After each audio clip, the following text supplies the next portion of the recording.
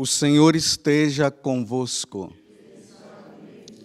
Proclamação do Evangelho de Jesus Cristo, segundo Lucas.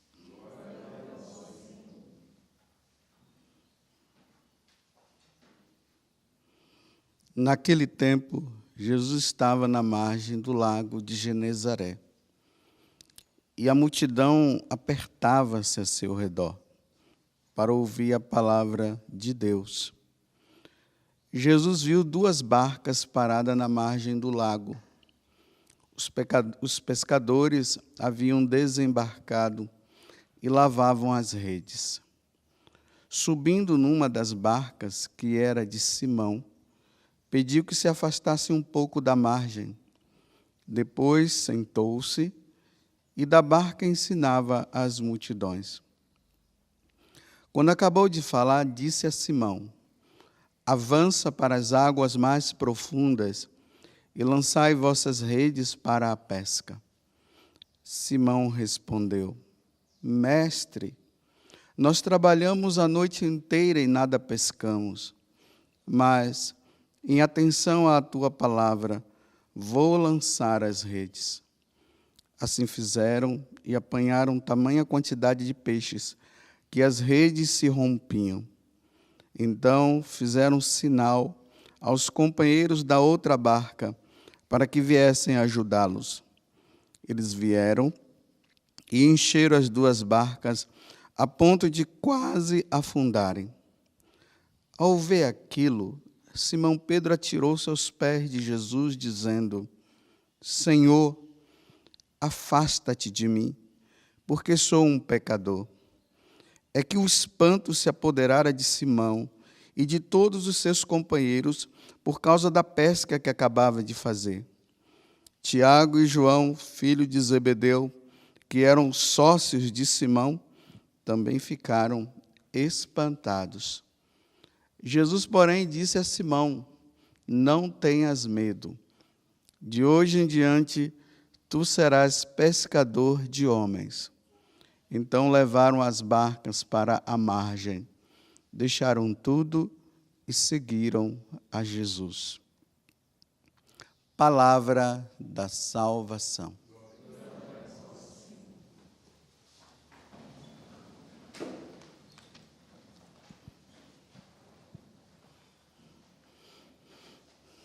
Estamos na quinta-feira da segunda semana do tempo comum e a liturgia agora nos colocou no Evangelho de São Lucas. E já há alguns dias nós estamos acompanhando, desde segunda-feira, melhor dizendo, esse capítulo 4, que agora nós entramos no quinto capítulo. Jesus foi expulso de Nazaré. E ele vai agora para Cafarnaum. Então quando ele chegou em Cafarnaum, ele foi para a sinagoga, expulsou o demônio daquele homem. Depois ele vai para a casa da sogra de Pedro, cura a sogra de Pedro, aí a fama dele começa a se espalhar, uma multidão começa a ir atrás dele, pessoas que estavam endemoniadas, pessoas doentes e tudo mais. E agora Jesus ele vai para a margem do lago de Genezaré, que é também chamado o Lago de Jesus, ou o Lago de Tiberíades, em honra ao imperador Tibério. Todo esse fato ele acontece num espaço pequeno. Se você for lá em Cafarnaum, vocês vão ver. Aqui está a sinagoga de um lado, a casa de Simão e o mar. Então você vê um espaço de tempo ali. Jesus sai, agora vai para o lago e ali encontra-se com Simão, que está pescando, não estava conseguindo pegar nada. Vocês veem que aqui o nome dele ainda nem é chamado de Pedro. Depois é que Jesus vai dar esse nome para ele. Simão Pedro, né? Vai chamá-lo agora de Pedro. Mas aqui está Simão. Então joga a rede, não conseguia pegar nada durante a noite. Então joga a rede aí, Pedro. Tá? Joga aí, Simão. Tá bom, olha, nós não pegamos nada, mas já que o senhor está falando, Então, diante de tantas coisas que ele já havia feito, né, então vamos obedecer. A fama de Jesus estava se espalhando, vamos ver se realmente vamos pegar alguma coisa. Eu fico imaginando que quando Pedro jogou a rede, o milagre acontece da seguinte forma: ou apareceu peixe, que não é bem assim, ou os peixes que estavam, sabe lá onde, divididos lá, quando jogou a rede, foram tudo para debaixo da rede. E ali acontece o milagre, e ele acaba pegando o peixe. Bem, isso é fruto da minha imaginação para dizer como poderia ter acontecido tal milagre, né? Que pode ser que tenha sido dessa forma. Aí Jesus agora se aproveita da profissão de Pedro e também de João e Tiago, aproveitam dessa profissão para levá-los à verdadeira profissão, a um desvio, né? De pescador, agora é a vocação a ser pescador de homens. Deixa a rede, para com esse negócio de pescaria aí, nada de associação de pescadores. Deixa quem quiser fazer as suas associações e ONGs de pescadores para lá, deixa de fazer, porque agora vocês não vão mais se preocupar com peixes, vocês vão se preocupar com homens. Vocês precisam salvar homens. Você vê que aqui fica bem claro a missão do sacerdote. Dentro do coração de nós sacerdotes, não pode existir outra coisa senão o desejo de salvar vocês, salvar a alma de vocês. Nós vimos aqui Satanás na fúria dele e ainda teve a prepotência de dizer para Jesus assim: o que é que você veio fazer aqui? Como que diz, isso aqui é meu, esse povo aqui é todo meu. Você veio agora aqui para me atrapalhar, foi? Jesus manda ele calar e vai embora. Então, quando se fala pescador de homens, é justamente isso. É tirar das garras de Satanás os filhos de Deus. Porque desde o momento em que ele conseguiu ludibriar Eva, a partir desse momento, a missão de Satanás começou a se realizar. Perder as almas, levar eu e você para o inferno, é isso que ele quer. Uma vez que o inferno foi criado para ele, não foi para nós, agora ele quer nos levar para lá. E a primeira coisa que ele quer fazer é o quê? Desobediência a Deus, como eu falei esses dias, dizer que Deus não existe, nos levar a uma situação de ficarmos contra a Igreja Católica, permitir até que a gente se afaste, nos tirar da Igreja Católica e colocar nessas seitas aí que fala mais ou menos de Jesus, mas não fala tudo, que lá não tem Eucaristia, não tem confissão, não tem aquilo que é necessário, a santificação nossa e a nossa salvação. Ser um meio cristão, não um cristão, não um católico completo, mas mais ou menos, nos enganar, fazer com que nós nos decepcionemos com a igreja, com tudo, para nos afastar. Essa é a missão. E aí Jesus agora faz o quê? Convoca os homens para ajudá-lo nessa grande pescaria de homens que precisam voltar para Deus. Os homens precisam se salvar. Os homens não podem perder o céu. Todos nós precisamos um dia viver com Deus, voltarmos para Deus, porque Ele nos tirou de Deus. Não vamos esquecer isso. Satanás nos tirou de Deus. E agora Jesus vem para nos recuperar. Ele é Deus, Ele vem morrer na cruz, se sacrificar por nós, para que nós possamos voltar de novo para Deus, vivermos com Deus. Existe coisa mais maravilhosa do que essa, do que viver com Deus no céu. Não tem isso. Então, dentro do coração de nós, sacerdotes, tem que ter essa preocupação, salvar almas. Isso sim, é salvar almas. Chorar com a perda de uma alma. Ontem uma mãe chorava, dizia: padre, o que eu vou fazer com os meus filhos? E se perderam, padre.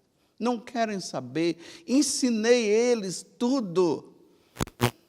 Tudo que eu tinha que ensinar, eu ensinei. Depois de grandes, padre, pronto, o que aconteceu? Começaram a ir para as faculdades, voltaram totalmente mudados, não querem mais saber de Deus, vivem numa vida errada. E a mãe chorava.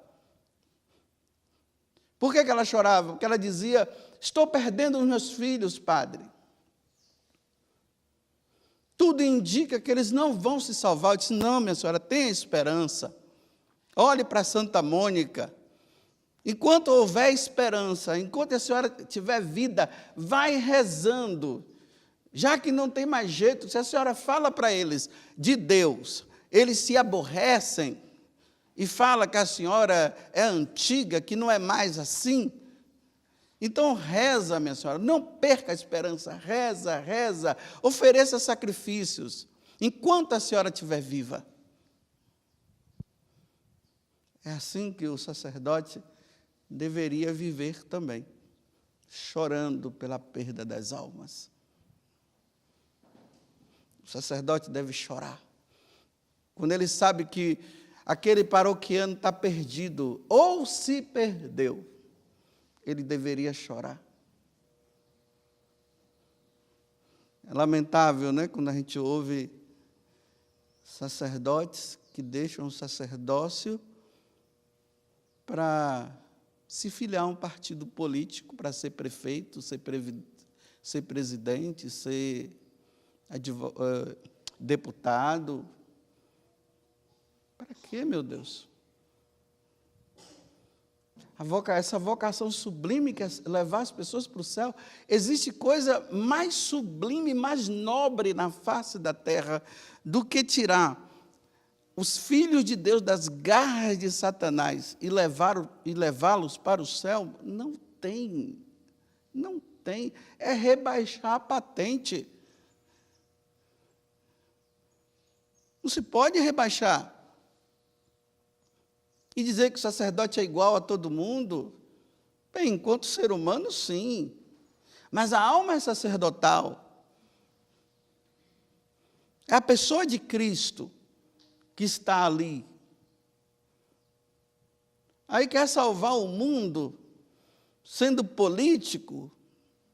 Que burrice, meu Deus, que besteira. Ou não tinha vocação, ou esqueceu que a finalidade dele foi essa: salvar almas. Salvar almas. Nós, sacerdotes, não temos que estar afiliados a ONGs, preocupado com árvores, ecologia. Tem quem se preocupe com isso. Preocupação com animais. Existe só um animal que o sacerdote deve se preocupar: o animal racional, o ser humano. Tem quem se preocupe com os animais, os veterinários, os outros aí. Nossa preocupação é com a salvação de vocês. Quando nós rezamos, nós nos ajoelhamos, fazemos penitência, não tem uma coisa, não pode existir outro pensamento dentro de nós do que esse: salvar a nossa alma e salvar a alma de vocês. Essa é a preocupação do sacerdote. Não é preocupação se está com colesterol. Tem médicos para se preocupar com isso. Não é para se preocupar com gordurinha. Tem médico para se ver. Vai para o médico ver por que você está gordo ou gorda. Não é para se preocupar com dieta. É para se preocupar com o jejum, que nós vamos ver no dia de amanhã. Essa é a preocupação nossa. Imagine, a Larissa está aqui na minha frente. E depois, eu saber, Larice não se salvou. Que tristeza para nós sacerdotes. Que tristeza.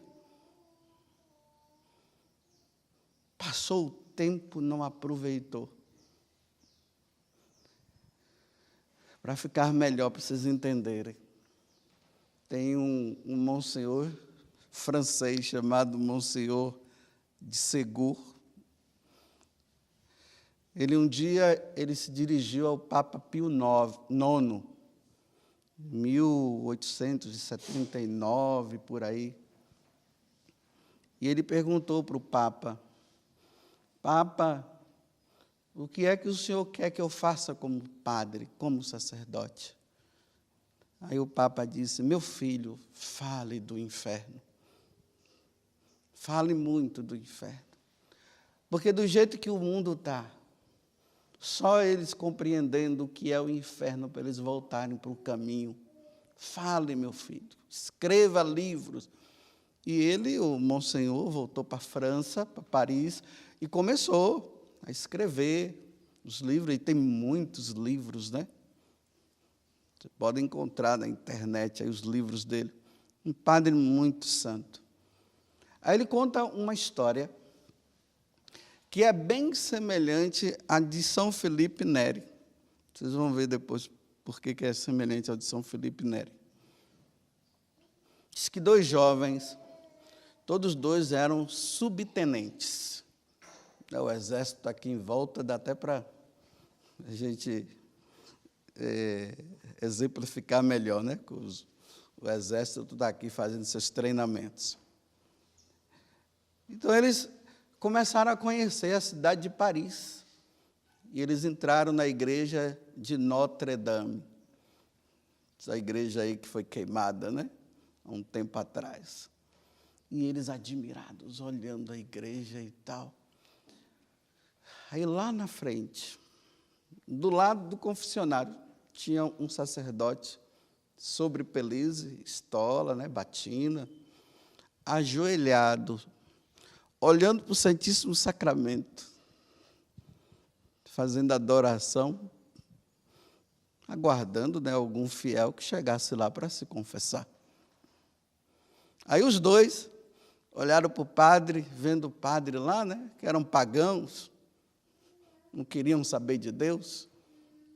Aí eles disseram assim: olha aquele padre lá, deve estar esperando por você. Aí o outro disse: não é por você, não, é você que ele está esperando. Aí o outro subtenente falou assim: então eu vou lá. Mas tudo com gozação, né? Aí ele disse assim: então eu vou lá. Aí disse: não, você não tem coragem de ir lá. Não, se você for, eu vou pagar um jantar para você hoje. Um bom jantar. Então tá bom. Aí ele foi, né?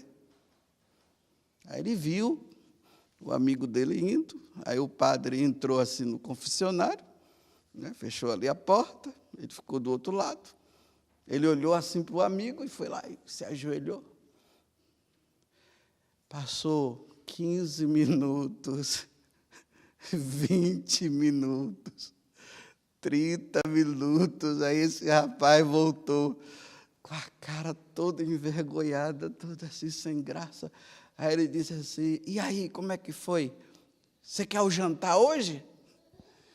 Aí o cara disse assim: vamos parar com isso. Vou embora para casa. E foi embora. E o outro ficou: o que aconteceu?